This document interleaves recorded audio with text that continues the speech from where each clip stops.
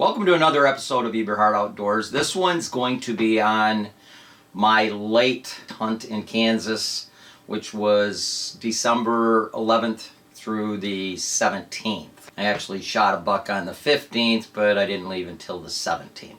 I had previously been to Kansas with my two boys, Joe and John, in November, and we will do a video on that. On that hunt, John did shoot a nice 11 point, but I did not kill anything. So I chose to go back to Kansas, even though I knew the vast majority of the bucks that we had on camera when we left that were big enough to shoot had busted up antlers, and we did pass them up.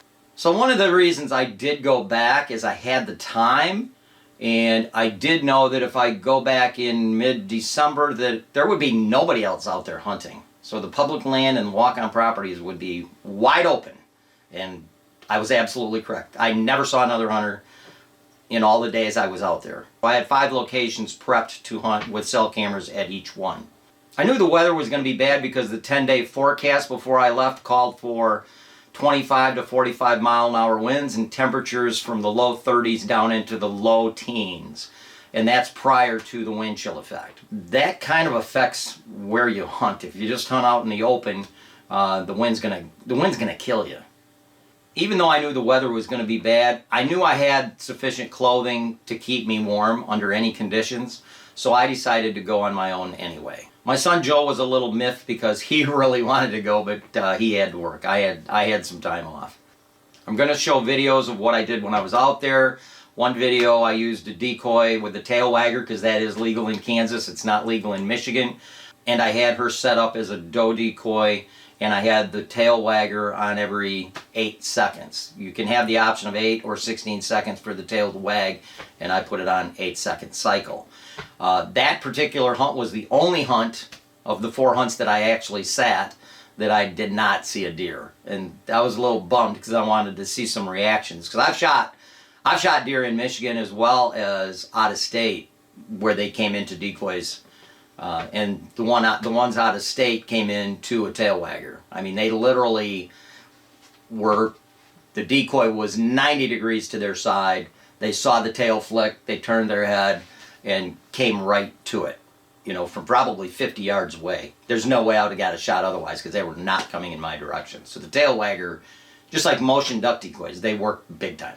Tail waggers work where they are legal to use. So anyway, I hope you enjoy the video, and hey, Merry Christmas, because this one's going to show before Christmas, and even to my negative people that hate my guts, I still wish you a Merry Christmas and a Happy New Year to you and your family.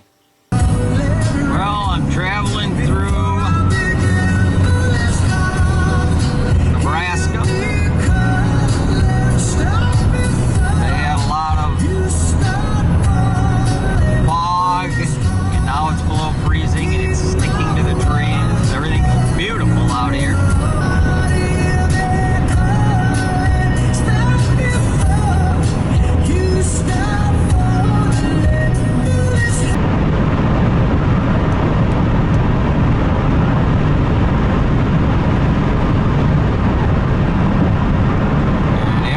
Covered with frost. It's kind of pretty.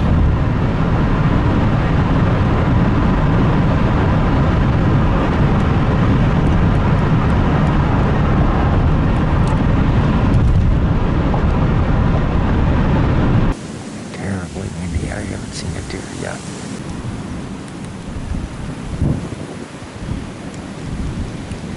Kind of nice though to be tucked up here in the cedar. This is a really unique place. 30 to 45 mile an hour winds. I'm literally 4 yards from this old house. It's abandoned. Hasn't been lived in since 1985. And you can tell the roof needs a little bit of work. But this house creates a funnel around its corner because there's bedding over in that direction.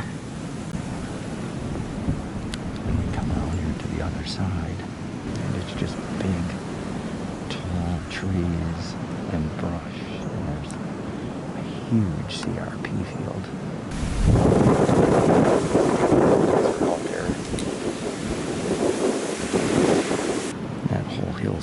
there's covered with plum brush, but you can't see it, and they bed a lot in the plum brush.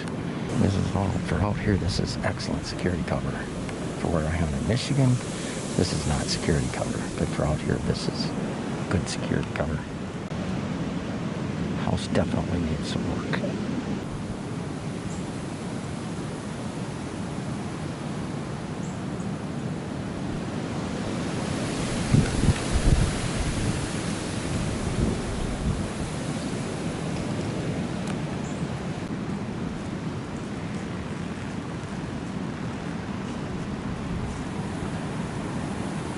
These are snow geese.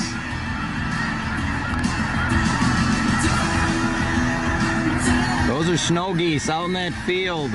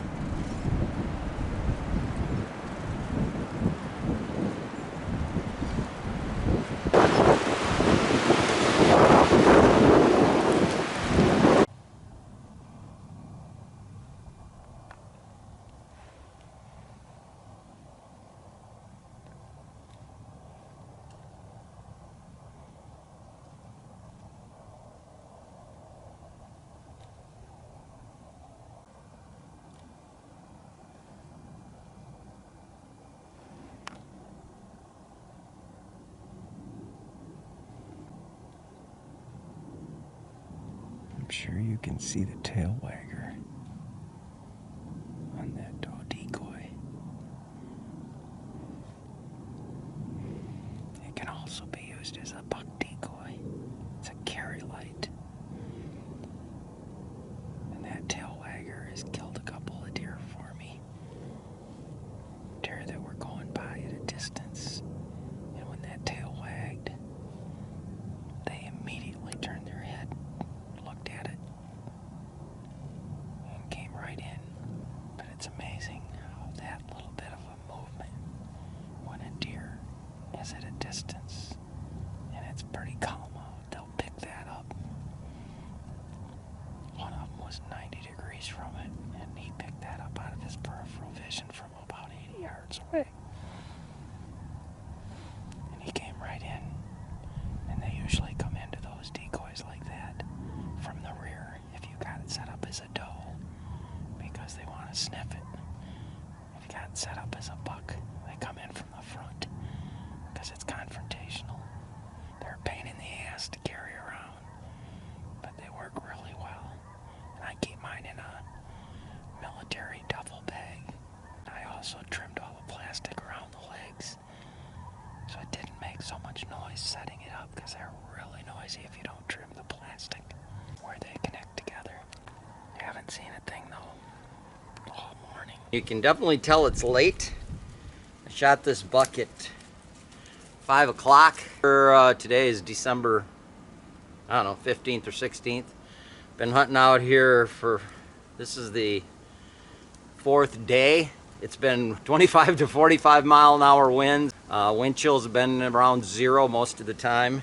It's just starting to calm down as it's getting dark. But this is I haven't even counted the points yet. I just got up on this and went and got my camera.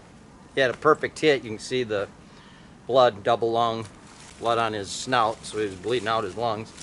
And he is a 1, 2, 3, 4, 5, 6, 7, 8, 9, 10, 11 point. Man, this has been a hard hunt. I mean, you know, you hear guys say, oh, I hunted hard for 3 days. Well, I've hunted hard out here for these 4 days, plus I was here for a week with the boys and never had an opportunity. Everything was busted, just like this one. I think it had a lot to do with how arid it was this year. The area that I'm in, they had less than a half of an inch of rain since June. We had a 0.15 inch of rain when I got here, and the roads were slick, so there was places I couldn't go, because out here the non-maintained roads, you can't get down them even with a four-wheel drive pickup truck. But because of the winds, they dried out in a day. This buck came in, gave me just a perfect broadside shot. He was standing actually facing me, and then another deer was coming in from the south, and he turned, and that's when I took the shot. He gave me a broadside shot at that point, but he was just passing through. I was hunting a little early, 4 yards off the edge of this house that's been abandoned since 1985. It's been a real chore dressing for 25 to 45 mile an hour winds. Wear a lot of windproof, not just my exterior layer, my next layer below my exterior is always windproof, plus I've had on a heated vest as well as heated long john bottoms. I was next to a pine tree. I couldn't see behind me, just out in front and to the sides, all the way around every place but behind me, which is the plan. I don't want deer coming up behind me and catch me moving, so I can't see behind me and they can't see me in the tree, because there was a big pine tree between us. And it was so windy I couldn't hear anything, and all of a sudden, boom, he's right there at like 4 yards. And he walked about 15 yards before I could actually get my bow in my hand, and he turned and faced. When he turned, there was another deer over to the south, and he actually turned broadside facing that other deer. So I knew I had to hurry my shot, and I drew and I put it right behind his left shoulder, and that's the exit right here.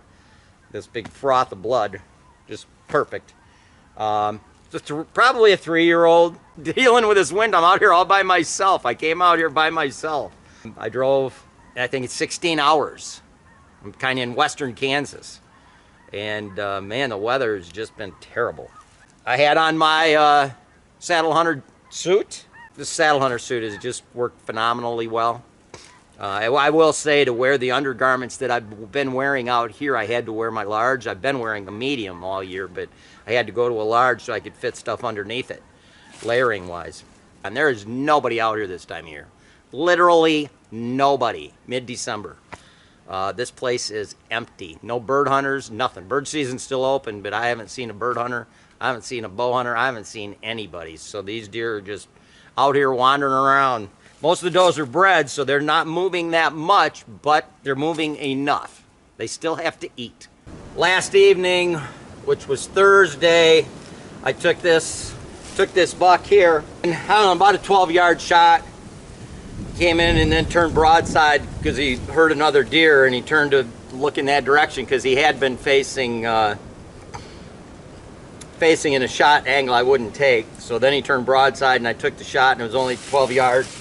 And I shot him with this brand new Mathew's Image bow. They just sent this to me. It's a 30 to 40 pound bow, and I got it set at 40 pounds, so it's maxed out. It's actually a ladies or a youth bow, and just because I'm getting old, I can't shoot a lot of poundage anymore. Unfortunately, out in this area, this late in the year, there's quite a few mature bucks, and they beat the crap out of each other. But I haven't been seeing much on my cameras, so I took this buck, made a perfect shot. That's the exit right there. So I wasn't that high in a tree, maybe 22 feet to my feet. So it was a slight angle. So perfect shot. He went about 100 yards. I didn't even have to blood trail him. I saw where he fell, so I just walked over to it. But pretty happy. Late season buck. Don't get that many opportunities of late season deer. And this was the biggest buck I had on camera, and I had out 5 cameras in different locations. Probably body wise, I'd say it's probably a 3-year-old. So anyway, anybody looking for a low poundage bow, I highly recommend this Mathew's Image. Take care and good luck to you guys that are still out there hunting. If interested, the links to many of the podcasts I've been on, or for information about my 2-day whitetail workshops that take place in March and April, please visit my website at deer-john.net.